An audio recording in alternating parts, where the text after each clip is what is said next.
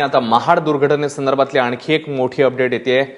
एका एसटीचे काही भाग तिकडे आता सापडल्याचं कळतंय। रेस्क्यू ऑपरेशन करणाऱ्या टीमला हे अवशेष जे आहेत ते मिळालेले आहेत।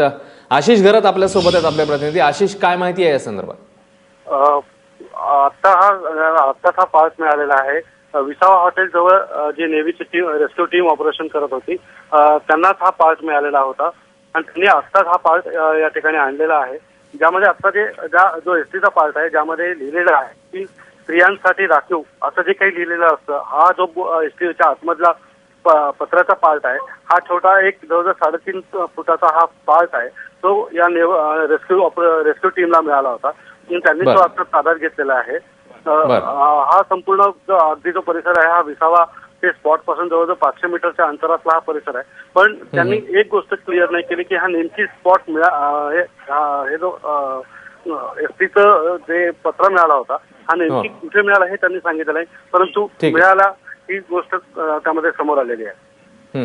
आशिष, काल एका गाडीचा छोटा पार्ट मिळालेला होता आणि आता हा एसटीचा पार्ट मिळाला। ही दोन्ही ठिकाणं जी आहेत, हे दोन्ही भाग मिळण्याची ही एकच आहेत का वेगवेगळी आहेत? या संदर्भात काही कळलंय? नाही, नेव्हल डिपार्टमेंटने अद्याप तसं काही सांगितलेलं नाही। हे जे रेस्क्यू टीम आहे त्यांनी पण अश्विन, नक्की एक गोष्ट नक्की आहे की परवाच्या दिवशी एक पत्राचा पार्ट मिळाला होता।